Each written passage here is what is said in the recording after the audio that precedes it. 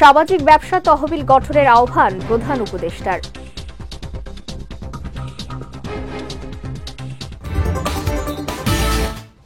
প্রাথমিক স্কুলে সঙ্গীত শিক্ষক নিয়োগের কার্যক্রম আর আগাচ্ছে না, জানালেন ধর্ম উপদেষ্টা। এবং পিআরের দাবিতে আন্দোলন উদ্বেগজনক, মন্তব্য মির্জা ফখরুলের।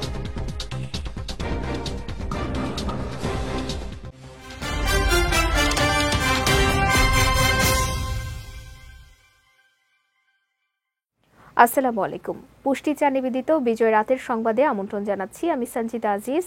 শুনছিলেন শিরোনাম, এবারে বিস্তারিত। বাংলাদেশের তরুণ কৃষি উদ্যোক্তা, নারী কৃষক ও খাদ্য প্রক্রিয়াজাতকারীদের সহায়তার জন্য আন্তর্জাতিক কৃষি উন্নয়ন তহবিলকে একটি সামাজিক ব্যবসা তহবিল গঠনের আহ্বান জানিয়েছেন অন্তর্বর্তী সরকারের প্রধান উপদেষ্টা ডক্টর মোহাম্মদ ইউনুস। স্থানীয় সময় রোববার ইতালির রোমে ওয়ার্ল্ড ফুড ফোরামের ইভেন্টের ফাঁকে আইএফএডির প্রেসিডেন্ট আলভারো লারিওর সঙ্গে বৈঠকে তিনি এই আহ্বান জানান। বলেন, এই তহবিল দারিদ্র্য সীমার নিচে থাকা মানুষের স্বাস্থ্যসেবা, তরুণ কৃষক, নারী মৎস্য খাতের উদ্যোক্তাদের সহায়তা দেবে। বৈঠকে মোহাম্মদ ইউনুস ও আলভারো লারিও বিভিন্ন কৌশলগত বিষয় নিয়ে আলোচনা করেন। এ সময় আইএফএডি প্রেসিডেন্টকে বাংলাদেশ সফরের আমন্ত্রণ জানান মোহাম্মদ ইউনুস। বৈঠকে আইএফএডি প্রেসিডেন্ট আলভারো লারিও বাংলাদেশের বেসরকারি খাতের সঙ্গে যৌথভাবে সামাজিক ব্যবসা উদ্যোগে কাজ করার ব্যাপারে গভীর আগ্রহ প্রকাশ করেন। প্রাথমিক স্কুলে সঙ্গীত শিক্ষক নিয়োগের কার্যক্রম সরকার আর আগাচ্ছে না বলে জানিয়েছেন ধর্ম উপদেষ্টা ডক্টর আ.ফ.ম. খালিদ হোসেন। সোমবার সচিবালয়ে সাংবাদিকদের প্রশ্নের জবাবে তিনি একথা জানান। বলেন, প্রাথমিক বিদ্যালয়ে সঙ্গীত শিক্ষক নিয়োগের ব্যাপারে হেফাজতে ইসলাম সহ বিভিন্ন ধর্মীয় নেতাদের দাবির প্রেক্ষিতে প্রাথমিক ও গণশিক্ষা মন্ত্রণালয় বিষয়টি পর্যালোচনা করছে। স্কুলে ধর্মীয় শিক্ষকের সংখ্যা নিয়োগে সরকারকে পরামর্শ দেওয়া হয়েছে বলেও জানান উপদেষ্টা। ধর্ম উপদেষ্টা আরও জানান, 990 হজ এজেন্সির প্রায় 38 কোটি টাকা হজ উমরা খাতে অব্যবহৃত ছিল, যা ফেরত দেওয়া হয়েছে। এ পর্যন্ত 60,000 জন হজে যেতে নিবন্ধন করেছেন বলেও জানান তিনি। 1,85,38,468 সৌদি রিয়াল ও 57 হালালা মানে পয়সা আর কি, যা বাংলাদেশি মুদ্রায় 37,94,00,000 টাকার সমান। এক কথায় 38 কোটি টাকা আমরা সৌদি ফান্ড থেকে এনে এখন আমাদের ফান্ডে জমা হয়েছে। এগুলো আমরা 990টি এজেন্সির মধ্যে বিতরণ করে দেব। 990টি হজ এজেন্সির মধ্যে 3টে এজেন্সির হিসাবে কোনো অবৈধ তথ্য জমা নেই। 831টি এজেন্সির ব্যাংক হিসাবে আছে, তাদের টাকা ব্যাংক হিসাবে স্থানান্তর করা হবে। 156 এজেন্সির কোনো ব্যাংক অ্যাকাউন্ট না থাকায় আমরা ক্রস চেকে তাদের টাকা হস্তান্তর করব। নির্বাচনের মধ্য দিয়ে দেশে যখন গণতন্ত্র প্রতিষ্ঠার সুযোগ তৈরি হয়েছে, তখন পিআরের দাবিতে আন্দোলন উদ্বেগজনক বলে মন্তব্য করেছেন বিএনপি মহাসচিব মির্জা ফখরুল ইসলাম আলমগীর।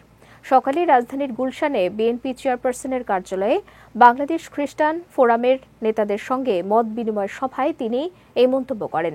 বলেন, পিআর পদ্ধতিতে ভোট হলে জনগণের প্রতিনিধি নির্বাচনের ক্ষমতা খর্ব হবে।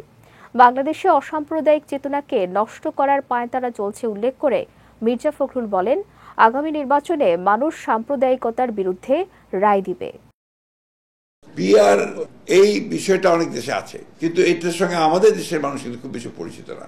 আজকে হঠাৎ করে সামনেই যখন এই বিষয়টা আসছে এবং তার জন্য আন্দোলন হচ্ছে, তখন কিন্তু আপনার স্বাভাবিকভাবেই যারা অতি দ্রুত একটা নির্বাচন চান দেশে, আপনার গণতন্ত্রকে পুনঃপ্রতিষ্ঠা করার জন্য, গণতান্ত্রিক সরকার গঠন করার জন্য, গণতান্ত্রিক পার্লামেন্ট গঠন করার জন্য তারা আমরা একটু উদ্বিগ্ন হই।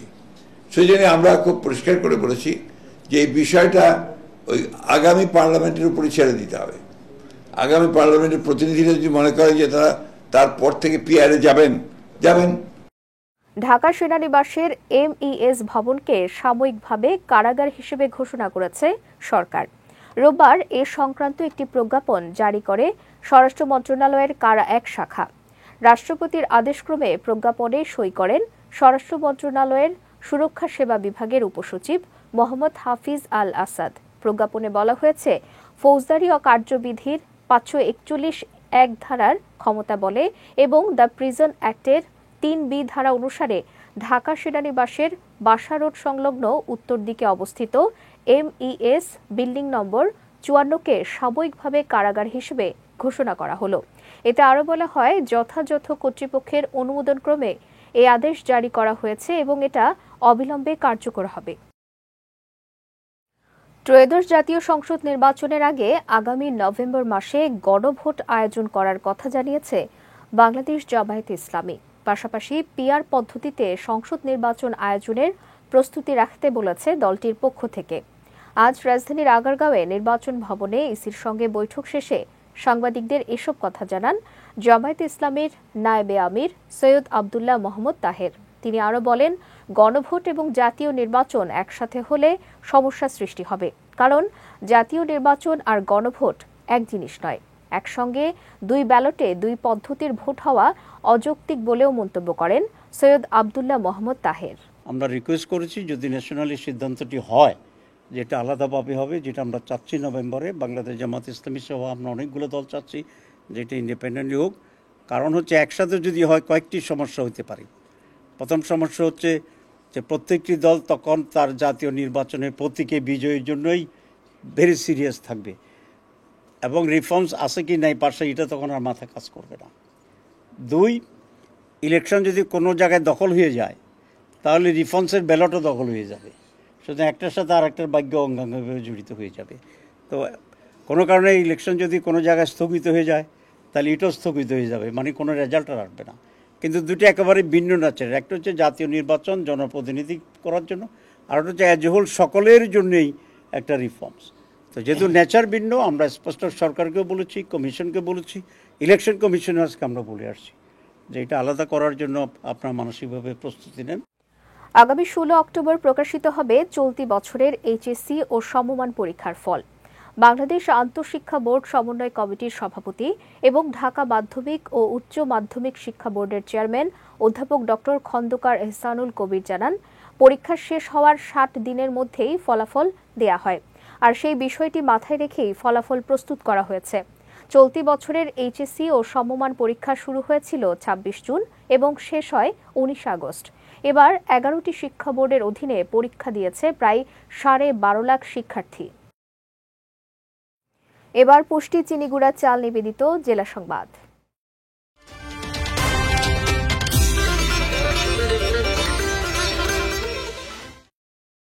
দুর্যোগ মোকাবিলায় বাংলাদেশ বিশ্বের রোল মডেল বলে মন্তব্য করেছেন দুর্যোগ ব্যবস্থাপনা ও ত্রাণ মন্ত্রণালয় এবং মুক্তিযুদ্ধ বিষয়ক মন্ত্রণালয়ের উপদেষ্টা ফারুক আজম। আজ বরিশালে আন্তর্জাতিক দুর্যোগ প্রশমন দিবস উদযাপন উপলক্ষে অনুষ্ঠিত আলোচনা সভায় প্রধান অতিথির বক্তব্যে তিনি এই মন্তব্য করেন। বলেন, আগাম সতর্কতা বার্তা, দুর্যোগ পূর্ব প্রস্তুতি এবং দুর্যোগ পরবর্তী পুনর্বাসনে বাংলাদেশ দৃষ্টান্ত স্থাপন করেছে। তবে দেশের বিভিন্ন স্থানে বিগত দিনে রাজনৈতিক বিবেচনায় অনেক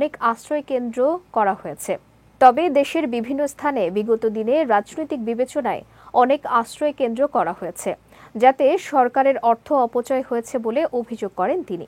এ সময় অনিয়মকারীদের বিরুদ্ধে ব্যবস্থা নেয়ার কথাও জানান উপদেষ্টা ফারুক আজম। পরে ফায়ার সার্ভিসের মহড়া কার্যক্রমে পরিদর্শন করেন আগত অতিথিরা।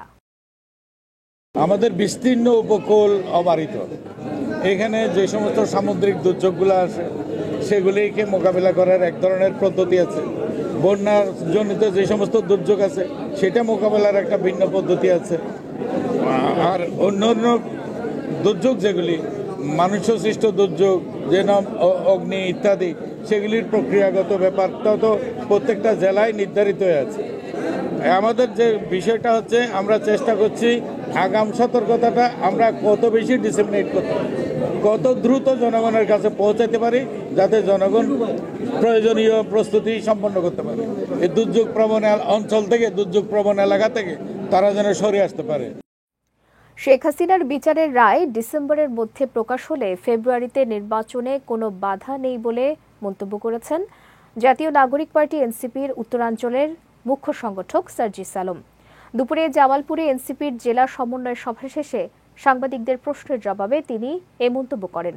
এ সময় আসন্ন জাতীয় সংসদ নির্বাচনে এনসিপি শাপলা প্রতীক নিয়েই অংশগ্রহণ করবে উল্লেখ করে সার্জিস বলেন, এনসিপিকে শাপলা প্রতীক দিতে আইনগত কোনো বাধা নেই।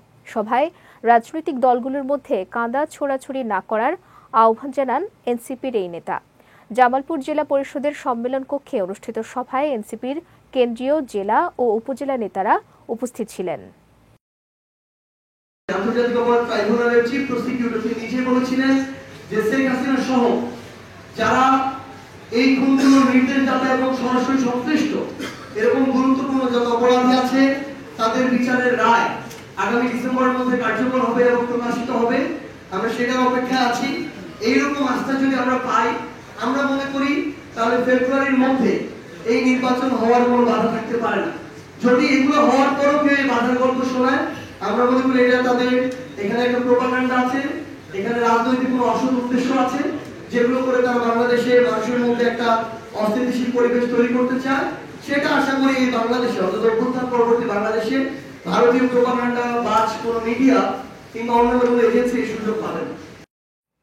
নারী ইস্যুতে ছাত্র শিবিরকে বিদ্বেষপূর্ণ হিসেবে উপস্থাপন করা হয় বলে দাবি করে দলটির সভাপতি জাহিদুল ইসলাম বলেছেন, মুসলিম হিসেবে সকলকে ধর্মীয় অনুশাসন মেনে চলার আহ্বান জানায় ছাত্র শিবির। আজ সাতক্ষীরা সরকারি কলেজ প্রাঙ্গণে আয়োজিত এক অনুষ্ঠানে প্রধান অতিথির বক্তব্যে তিনি এসব কথা বলেন। জাহিদুল ইসলাম আরও বলেন, সাবেক সরকার গত 15 বছর দেশপ্রেম সহ বিভিন্ন চেতনার কার্ড ব্যবহার করত। এ চেতনাকে তারা ব্যবসা হিসেবে গড়ে তুলে হাজারো কোটি টাকা বাংলাদেশ থেকে পাচার করেছে। বিপরীতে ছাত্র শিবির দেশপ্রেম ও নৈতিকতার সমন্বয় করতে চায়। একই সঙ্গে সমাজ থেকে জুলুম ও নির্যাতনের মূল উচ্ছেদ করার আকাঙ্ক্ষাও ব্যক্ত করেন দলটির সভাপতি। অনুষ্ঠানে আরও বক্তব্য রাখেন জামায়াতের কেন্দ্রীয় সাংগঠনিক সম্পাদক আব্দুল খালেক, ছাত্র শিবিরের কেন্দ্রীয় স্কুল কার্যক্রম বিষয়ক সম্পাদক আল নোমান হোসেন নয়ন সহ অন্যান্যরা। যাচ্ছি পুষ্টি ড্রিঙ্কিং ওয়াটার নিবেদিত খেলার সংবাদে।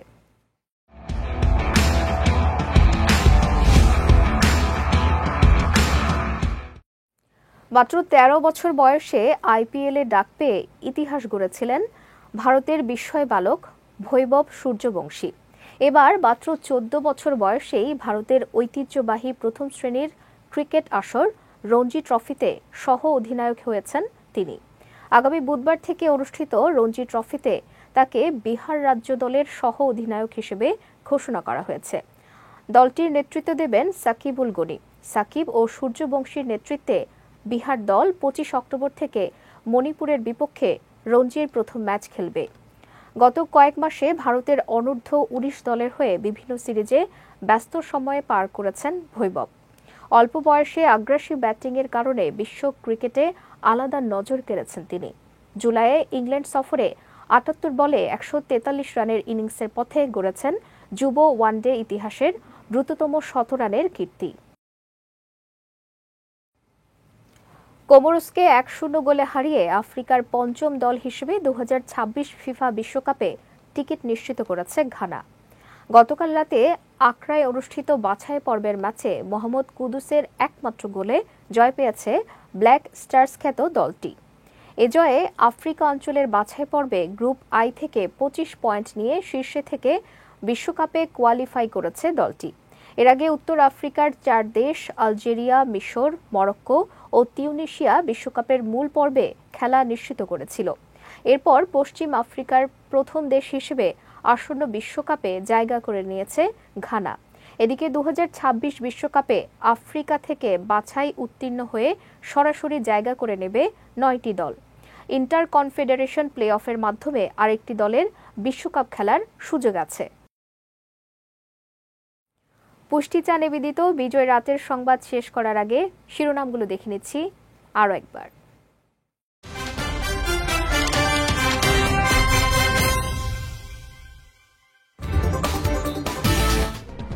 সামাজিক ব্যবসা তহবিল গঠনের আহ্বান প্রধান উপদেষ্টার।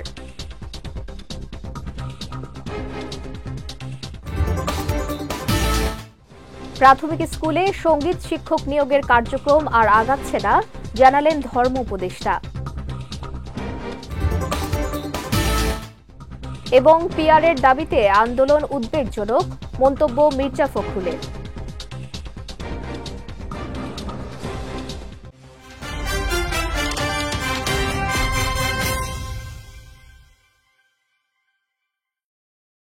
বিজয় রাতের সংবাদ শেষে আজকের মতো আমি সঞ্জিদা আজিজ আপনাদের কাছ থেকে বিদায় নিচ্ছি। আগামীকাল একই সময়ে নতুন সব খবর দেখতে চোখ রাখুন বিজয় টিভিতে। এছাড়াও আজকের বিজয় রাতের সংবাদের ভিডিও দেখতে পারেন আমাদের ইউটিউব এবং ফেসবুক পেজে। আমাদের ইউটিউব হলো youtube.com/BijoyTVOfficial এবং আমাদের ফেসবুক পেজ হলো facebook.com/BijoyTVLimited। এতক্ষণ সঙ্গে থাকার জন্য ধন্যবাদ সবাইকে।